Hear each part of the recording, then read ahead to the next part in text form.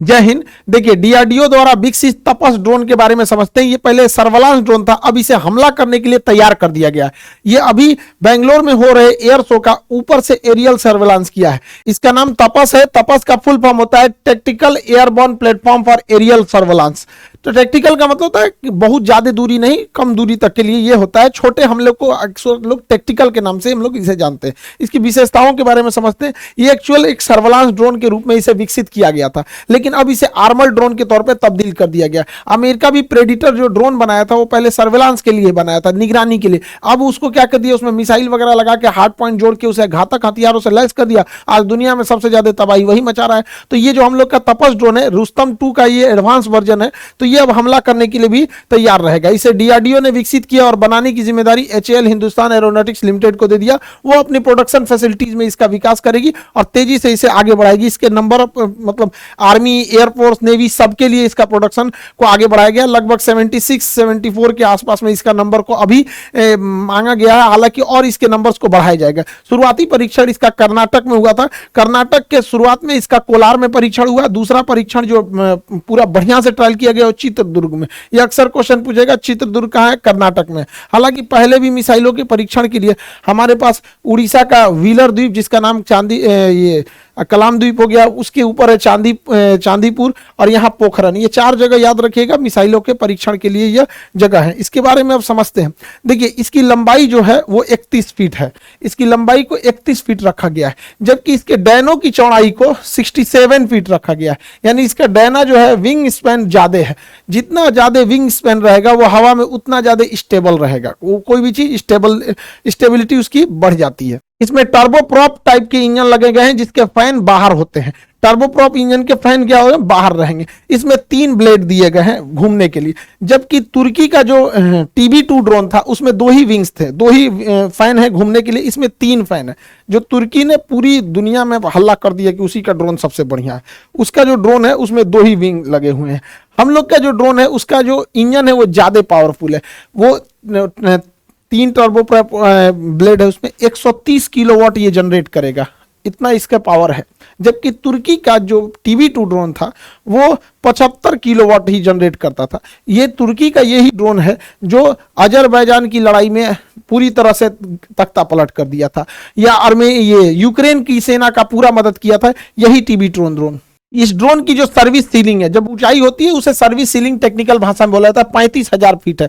35,000 feet पे commercial जहाज उड़ते हैं। इसका मतलब ये जहाज की हाइट पे उड़ेगा, छोटे मोटे चीज नीचे से पकड़ भी नहीं पाएंगे। यहाँ पे इंडोरेंस जो है इसमें कितने देर तक उड़ सकता है, ये तो 18 घंटे की इसकी इंडोरेंस क्षमता है। रेंज जो है ये 1000 किलोमीटर तक जाकर हमला कर सकता है। यहाँ पे इसकी रफ्तार 350 किलोमीटर प्रति घंटा बताई गई है यहाँ पे। अभी इसकी रफ्तार, इंजन और स्मूथ होंगे। इसके खाली वजन, केवल मतलब जो जहाज का वजन है, इस ड्रोन जो है, इस ड्रोन का अकेले वजन 1800 केजी है, लेकिन यह ले जा सकता है 350 केजी का पेलोड। यहीं से इसकी एडवांसमेंट चालू होती है कि 350 केजी के हथियार को ये ले जा सकता है। जबकि तुर्की का जो TB2 ड्रोन था वो महज 150 केजी के ही वजन को ले जा सकता था। 150 केजी में वो 2 से 3 मिसाइलें ही ले जा सकता था, जिस वजह से उसे बार बार वापस आना पड़ता था।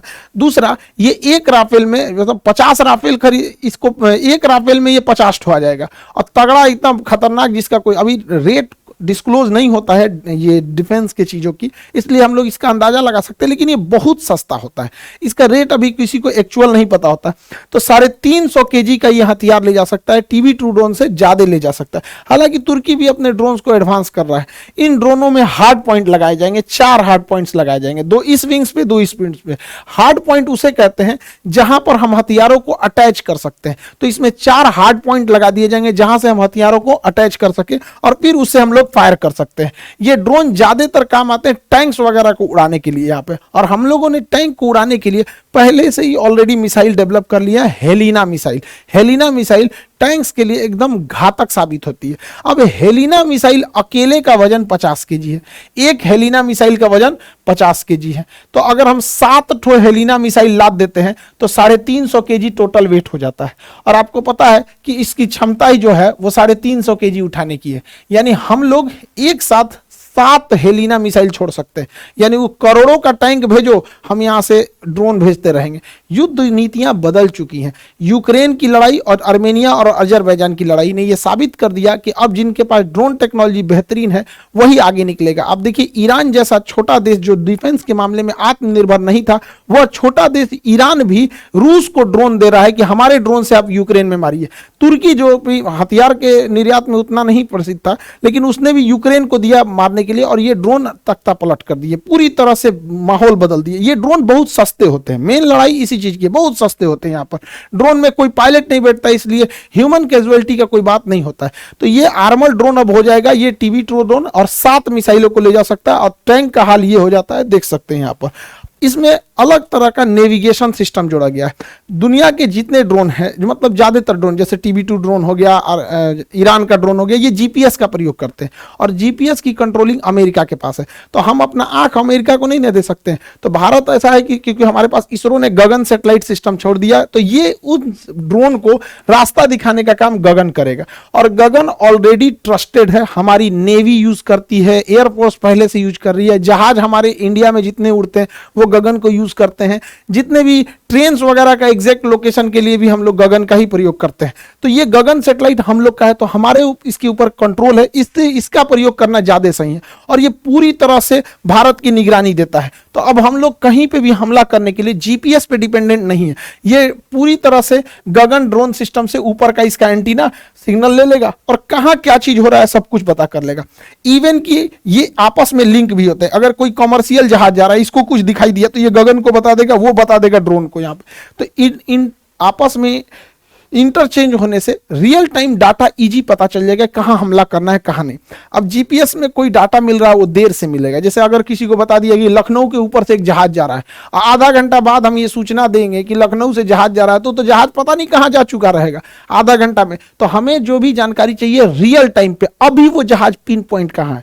तो रियल टाइम डेटा के लिए हमारा गगन सिस्टम बहुत जरूरी है, और ये आपस में इंटीग्रेटेड है, सारी सिस्टम आपस में एक दूसरे से इंटीग्रेट है, जिससे हमें रियल टाइम डाटा लेने में इजी होगा। इसमें नेविगेशन सिस्टम में दुनिया का सबसे एडवांस नेविगेशन सिस्टम डाला गया है यहाँ पे। इसके कैमरे में बिल्कुल एचडी क्वालिटी को, लेकिन एचडी क्वालिटी ये देखने के काम में आता है। युद्ध में कितना अच्छा देखते हैं ये मतलब नहीं, जब दुश्मन को देख लेंगे तो आप भी दुश्मन को मार देंगे और दुश्मन भी आपको मार देगा। या सारी लड़ाई आज बियॉन्ड विजुअल रेंज है, हमारे नजरों से दूर की लड़ाई हो गई है, छुप के लड़ाई हो गई है, अंधेरे में हो गई है। तो अब वो एचडी काम नहीं आने वाला लड़ाई में, अब टेक्नोलॉजी काम आएगी। तो उसमें क्या काम आएगा, देखिए नाइट विजन यहां नीचे सर्वेलांस के लिए लगाया गया है, इसमें नाइट विजन भी दिया गया है और साथ में इसमें थर्मल कैमरा भी दिया गया है। देखिए नाइट विजन होता है कि हमें अंधेरे में देखने की सहूलियत दे देता है नाइट विजन, जबकि थर्मल कैमरा ऐसा नहीं होता है। थर्मल कैमरा हम गर्मी को भांपता है, कहाँ का टेम्परेचर ज्यादा है उसको गर्म करके दिखाता है। जैसे ये हिरन है, इनका टेम्परेचर ज्यादा था तो इनको इस कलर से दिखा दिया, बाकी के पेड़ पौधों का टेम्परेचर कम था तो उसको अलग कलर से दिखाया। तो ये होता है थर्मल कैमरा और ये होता है नाइट विजन। अमूमन ऐसा लगता है कि जब नाइट विजन कैमरा ही है तो थर्मल की जरूरत क्या है। देखिए नाइट विजन से अच्छा थर्मल होता है। रीजन क्या है, अगर इन हिरन को ऊपर एगो तिरपाल ओढ़ा देते हैं या चादर से ढक देते हैं, या हिरन के जगह अगर फौजी रहते हैं ढक लेते हैं अपने आप को, तो नाइट विजन उसे नहीं देख पाएगा कि इसके अंदर आदमी है। और यही काम आ जाता है थर्मल कैमरा। अगर आप इनके ऊपर चादर से ढक भी देते हैं तो इनके बदन की गर्मी थोड़ी ना खत्म हो जाएगी, तो ये गर्मी को पहचानता है। इसलिए थर्मल कैमरा ज्यादा अच्छा होता है ये क्या नाम है डिफेंस के मामले में नाइट विजन से। लेकिन कब किसकी जरूरत पड़ रही है तो नाइट विजन में भी देख लेगा, दिख रहा है, थर्मल में भी देख रहा है, एकदम एक्यूरेट पता चल जाएगा। तो ये दोनों सिस्टम इसमें लगा के दिया गया है हमारे तपस ड्रोन में। निगरानी इसके जो नेविगेशन सिस्टम है बहुत बेहतरीन है। इसके अलावे अब देखिए, हमको जब आसमान में कोई चीज उड़ रही होती है तो हमें चाहिए, थर्मल कैमरा क्या करता है कि छोटी सी छोटी चीजों को दिखाने लगता है कि हाँ मुंह, यहाँ नाक के पास का टेम्परेचर ज्यादा है, हथेली का टेम्परेचर कम है, माथा का ज्यादा है, तो कई कलर से दिखाने लगता है, इससे कंफ्यूजन होने लगता है। इसलिए उससे बेटर है infrared sensor, IR sensor, infrared system. Infrared system में क्या होता है कि इसमें कंप्यूटर में सेव कर दिया जाता है कि ज्यादा टेम्परेचर को दिखाना है, बाकी को काला कर देना है। तो अगर इसमें सेट कर देंगे कि 400 डिग्री सेल्सियस को दिखाना है, तो देखिए कोई भी जहाज चलेगा तो उसका इंजन 400 डिग्री सेल्सियस होता है। या इसमें सेट कर दीजिए इसके सिस्टम में कि 200 डिग्री सेल्सियस से टेम्परेचर ज्यादा रहेगा तो ही स्क्रीन पे दिखाना, अदरवाइज में मत दिखाना। तो इसका पूरा स्क्रीन काला दिखता है, इस टाइप का काला दिखेगा। लेकिन जहां टेम्परेचर ज्यादा आया 200 डिग्री सेल्सियस से, तो जहां जहां उसको ज्यादा दिखेगा वहां वहां का डिजाइन बना देगा। तो देखिए जहां जहां टेम्परेचर इसको ज्यादा दिखा उसका डिजाइन बना दिया, पता चल गया इस पूरा जहाज है, बाकी पूरा ब्लैक रहेगा। समझ में आ गया कि नहीं? इसमें देखिए यहां टेम्परेचर ज्यादा, यहां ज्यादा, यहां ज्यादा, यहां ज्यादा, तो उसी हिसाब से बना देगा। तो इसका स्क्रीन है पूरा ब्लैक रहता है। इंफ्रारेड वाले में यही खासियत, पूरा स्क्रीन ब्लैक। अब जो आ गया सीधे मारो, जो आ गया मार दो यहाँ पे। तो इस पे इससे भी अटैक करने में इजी हो जाएगा। यहाँ पे देखिए इसका टेम्परेचर ज्यादा था तो पकड़ लिया, तो इंफ्रारेड। तो नेविगेशन की कितनी बेहतरीन व्यवस्था रखी गई। लेकिन ये सारा नेविगेशन फेल हो जाता है, जानते हैं कब? जब कोई जहाज ग्राउंड पर हो और उस ग्राउंड के जहाज का इंजन ऑफ हो, तो पकड़ना काफी मुश्किल होता है। तो अभी के समय में सबसे एडवांस टेक्नोलॉजी है वो है synthetic aperture radar. Synthetic aperture radar कैसे काम करता है उस सिस्टम को भी इसमें दिया गया है, सिंथेटिक अपर्चर रडार को। अब समझ में आता है आत्मनिर्भर का फायदा क्या होता है। ये सारा सिस्टम इसरो ने दे दिया है, सारा सिस्टम इसरो के पास है। सिंथेटिक अपर्चर रडार तो कुछ इसरो ने दे दिया, कुछ डीआरडीओ ने दे दिया, कुछ एचएएल ने दे दिया, पूरे मिलके आपस में काम करते हैं सब। तो सिंथेटिक अपर्चर रडार क्या है? ये देखता ही नहीं, अंधेरा होता है सिंथेटिक अपर्चर रडार। वो अंधा की तरह काम करता है। अंधा कैसे ऐसे छू छू के निशाना ऐसे छूता है, अरे क्या चीज है, ओ हो कोई आदमी खड़ा है, ऐसे टच कर लेता है। वैसे ही वो वेव छोड़ता है, तरंगों को छोड़ता है। अब जैसे हमारे ऊपर कोई तरंग छोड़ेगा तो नाक से जो तरंग टकराएगी वो पहले ही चली जाएगी, जो गाल से टकराएगी वो थोड़ा बाद में जाएगी, क्योंकि नाक ऊपर है गाल नीचे है। तो उसी तरह से अलग अलग जगह से टकराएगी तो अलग अलग तरंगे उठेंगी। जैसे सिंपल सी बात बताते हैं, हम आटा सान लेते हैं, ठीक है, आटा सान के अपने मुंह पे इसे चिपका देते हैं इसे। और जब इसको नोचेंगे तो मेरा थुथुर का चेहरा उस आटा में चिपक जाएगा, तो पता चल जाएगा कि हाँ इसका सांचा ले लिए हैं। यही काम करता है अपर्चर रडार। ये जिसके ऊपर से गुजरेगा तो उसके ऊपर से पूरी तरह से वेव छोड़ देगा, ऐसे पूरा वेव छोड़ देगा और देखेगा कौन वेव कितनी ऊंचाई से टकरा के आ रहा है। जैसे इधर साइड साइड में घास था, बीच में यहाँ रनवे था, तो रनवे वाला अलग आ गया, ये टैक्सी वे वाला अलग आ गया, पेड़ पौधे का अलग आ गया, तो पूरा स्कैन कर लेता है। अब इसमें कोई छुपा रहे या नहीं, अब कोई छुपा भी रहेगा तो उसके जगह गोल बना देगा कि भैया तरंग यहाँ पहले ही आ गई है, जमीन तक नहीं गई है। तो ये सिंथेटिक अपर्चर रडार से भी रियलाइज किया गया। यानी इसमें पूरी तरह से नेविगेशन जो भी एडवांस अभी के लेटेस्ट टेक्नोलॉजी पे। हालांकि इसमें हमला करने के लिए एक और लेटेस्ट टेक्नोलॉजी जोड़ा गया, laser guided system. Laser guided system क्या होता है? देखिए जमीनी लड़ाई में आप फौज को नकार नहीं सकते हैं, चाहे जितना भी टेक्नोलॉजी आ गया, फौज वहां खड़ी रहती है।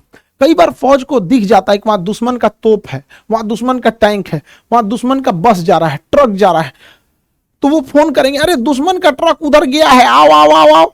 अरे तो जहाज आएगी, फिर खोजेगी किधर गया, अरे हमको नहीं दिख रहा है, तो कहेगा दाहिने मुड़ो बाएं मुड़ो।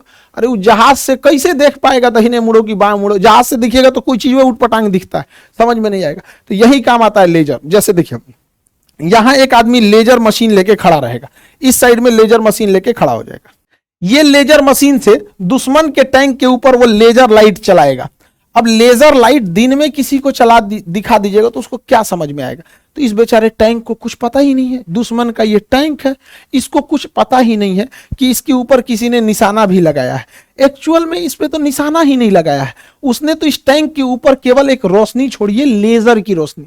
अब ये लेजर रोशनी यहां बिखरने लगेगी, जैसे यहां बिखरेगी, अब ये बिखरेगी तो तरंग बनेगा और इसे रडार से पकड़ लिया जाएगा कि यहां पर कोई ना कोई हलचल हो रहा है, और वह हलचल देखकर ऊपर से उड़ता हुआ ड्रोन या फाइटर जहाज आ जाएगा और वो समझ जाएगा, ओ भाई साहब हलचल कहां हो रही है, तो इसी पर बम गिरा देगा इसी के ऊपर।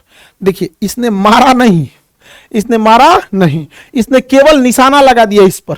ये कैसे काम किया समझिए ध्यान से। देखिए यहां दुश्मन का एक टैंक, दो टैंक, ये तीसरा टैंक। ये आदमी तिरपाल ओढ़ के छुपा हुआ है, कैमोफ्लाज कहते हैं इसको, घास उस लगा के छुप जाते हैं।